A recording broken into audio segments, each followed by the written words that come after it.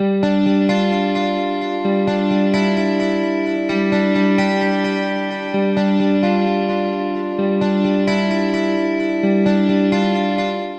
I'm Dave O'Connor and I teach in Transport and Urban Design in DIT Environment and Planning. And I do want to talk about cycling, but cycling in the context of sustainable urban mobility, and in particular active mobility, and that very much in the context of sustainable urban development and also economic development, because these things are really intrinsically linked, as some of the speakers before me have been pointing out. I was happy to meet some of our own graduates at the break who are now studying in DCU, and I think it's going to be very, very important that sustainable development incorporates economic development and that our city is economically strong. And that's why I'm showing this here. This is from the Mercer Quality of Living Index. The Mercer Index is one of two indices that's sort of widely regarded. The other one is the Economist Intelligence Unit, and they come out annually, and they're city rankings, and they rank cities in terms of the quality of life that they offer.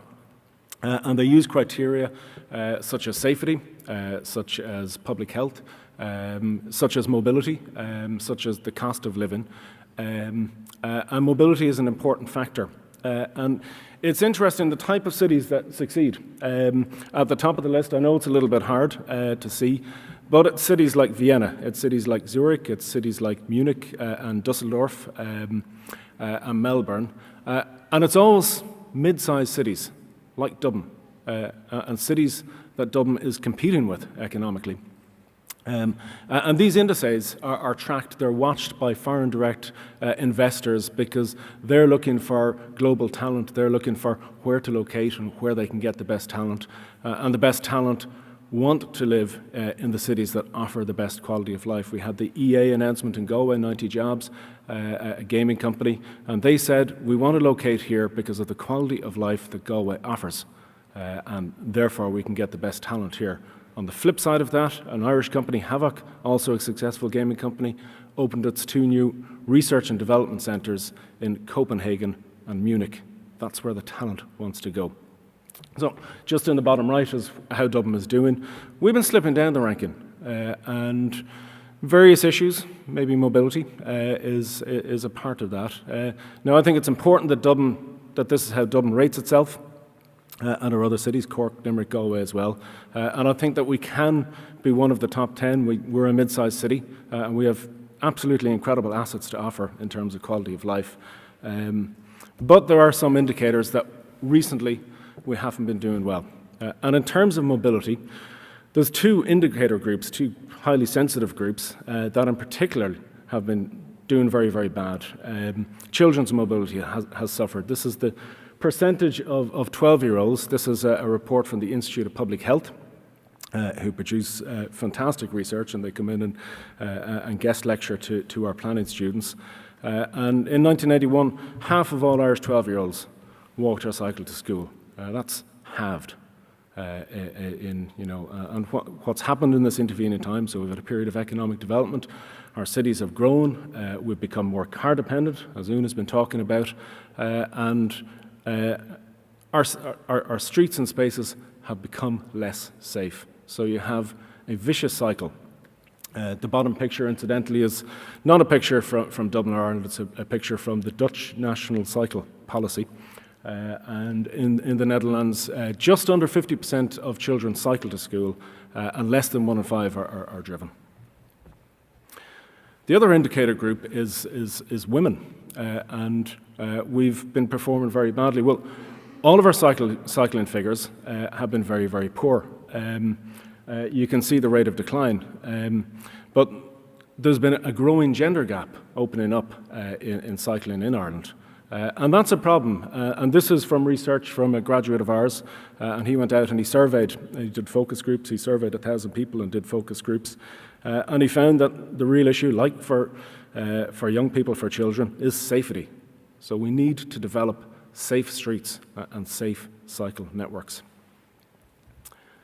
There may be some good news on the horizon. This is taken from, this is data from last year's census. The CSO are a terrific organisation. We rely very much on the data that they produce, and the census has been drip-fed to us in 12 reports, and the last one, the transport report, will come out in December, so it's eagerly awaited. But they've produced this tool, SAP Maps, where you can go in and you can take districts and you can find out the data for those districts. So in the city of Dublin, actually there's been a return to active travel. And we can see this here. So we can see that cycling in April 2011, which is interesting, cycling is up to 7.25%. Now, I'm curious about this because that's a year and a half ago. And if we've been inching upwards at 1% a year, thereabouts, you know, it's possible that the city is approaching 10%, which is a tipping point, and that may be important. The gender breakdown, the age cohort breakdown, we're not sure of yet, but that's all the type of wonderful data we'll get in December, and then we can start looking at that. Looking around at the data, and I was interested to see what areas are performing well, and there's a very, very strong cluster in South Inner Dublin, south of the canal, and I found this one particular ED, the ED of Rathmines West B, and it has just over 50% active mobility, and the cycling rate is 12.63%, so that's very, very high. So you know, I'm asking the question, could this be Dublin's most sustainable ED? And what can we learn from places like Ranelagh and places like Rathmines? Well, we know that recently the Irish Times did a survey of where is the best place in Ireland to live, where has the best quality of life, and Rathmines apparently came top in that. And I'm interested in some of the infrastructural achievements in this area. So we all know that we can see the Lewis corridor is going through that, but I see that rail is only 7% of mode share in this ED, and I can see that cycling is 5% higher than that, nearly double the Lewis. So, you know, we know that the Grand Canal cycle track was developed also through Ranelagh, and people had issues. There were radio debates and talks. Should we have spent 15 million on a cycle track through Ranelagh? But then you have to question the return on investment from the Lewis, which is undoubtedly a success.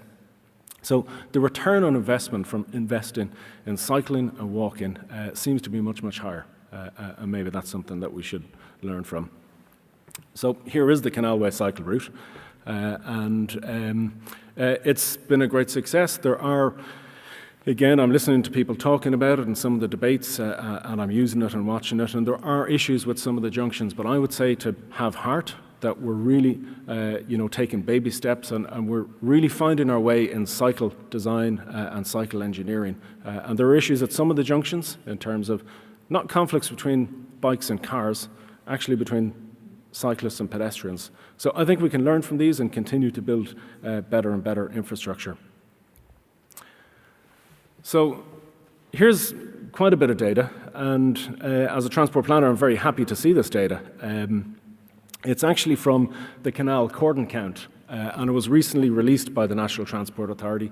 They committed as an agency to open themselves up to release data and to publish data. And traditionally, this was kind of hard to get your hands on this. There were maybe sort of press releases and newspaper reports. But recently it came out, and year on year since the last census, we can see what's happening. Now, there's two caveats with this. First of all, it's from a survey that's carried out in November once a year. So, for example, 2 years ago, we had a big freeze. How did that affect walking and cycling? And also, it's only looking at the AM peak. And transport planners internationally are saying, well, actually, mobility is spread right throughout the day. And we have to look at mobility for all people, for family groups, for the elderly, universal mobility. So we need to really think about getting 24/7 data. However, to interpret it, to have a look at it, I'm actually going to knock out the top one, which I think is deceptive. It's all public transport. And when I take that out, I can actually see that the leader is still the car. The highest mode entering the city centre is the car, and it's flatlined at the top, so it's actually at capacity. And our local authorities are acknowledging this, so that we can't get any more into the city centre. But other modes are in decline, so public transport has been in decline. That's linked to the economy. Bus has been going down, rail has been going down. Cycling has been going up. You can see it at the very bottom. But really, it's still only a very, very small percentage. Now, we're at a stage, only last week, The Economist magazine actually produced a lead article acknowledging that internationally, car use is starting to go down. We're at a point of peak car. And I'm very interested that The Economist, who are normally skeptical on certain environmental issues, are very quick to acknowledge this. So I think we're at a point where we have to start planning for this, and we have to start trying to get our car numbers down and offering an alternative, a safe, healthy alternative. And the possibility is there. This is from the Dublin City Development Plan, and I think it's a terrific strategy. It's called the Strategic Green Network. It's figure 10 of the City Development Plan. And it shows that, well, for example, the Grand Canal cycleway is in there. So you can actually see that. And the intention is to deliver quality infrastructure for walking and cycling right throughout the city. And I'm certain that if we deliver this right across the city, then we have a very, very different urban environment. We have a different quality of urban environment, and we also have a more competitive city economically. There we have the Mayor of the time, Andrew Montague, and the Junior Minister for Transport, Alan Kelly, TD, enjoying the infrastructure. So I think we have the idea to do this for active travel, for walking and cycling. I think we also need to look at it for public transport too. So we need to look at all modes. Zurich started doing this in the 1960s. They started developing integrated networks, really transforming the streets, making quieter streets and making their city much, much more mobile. It scored second in that city index. Nantes has invested in bus rapid transit, and it links seamlessly with the light rail transit. This was once a 6-lane highway, right through the city centre, going past the castle. This picture is actually taken from the castle, right on the edge of the medieval city. And now it's a very, very pleasant environment and fully integrated ticket. It really is a good example. And Nantes is the sustainability capital of the EU in 2013 because of these and other measures. So I think I'm cheekily putting in a proposal from a graduate of ours, James Leahy, who did the MSc in Sustainable Development, and also Aris Ventikidis, a graduate of NCAD, and Aris gave a fantastic talk on TED about the conception of this idea of a rapid transit network for Dublin. It could be like the Green Strategic Network, and he articulates it very, very well. It's gone viral globally. So people in Dublin aren't sitting up and taking interest. People internationally are sitting up and taking interest in this idea, and I see no reason why we can't deliver it. So to conclude, I really think that Dublin can be one of the best cities to live in. I'm certain we have the assets, places like the Arbour Hill community. Community-led initiatives have made the area regenerate itself and more attractive. Things like community gardens and community picnics, the Citric Picnic. The Italian Quarter in the city centre, I've seen this in urban design manuals internationally. I'm told that Dublin has some of the best urban kitesurfing beaches in the world.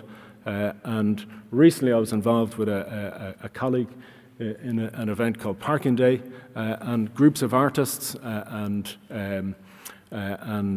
creative people took over car parks for a single day and thought, what else could we do with that space? And what other type of use could we put all this valuable space in our city centre to? So I think to become a sustainable city, to become a competitive city, we have the assets to do this, but we also have to connect these things, and we have to connect our neighbourhoods so that we have a healthy urban environment to live in. So, thank you.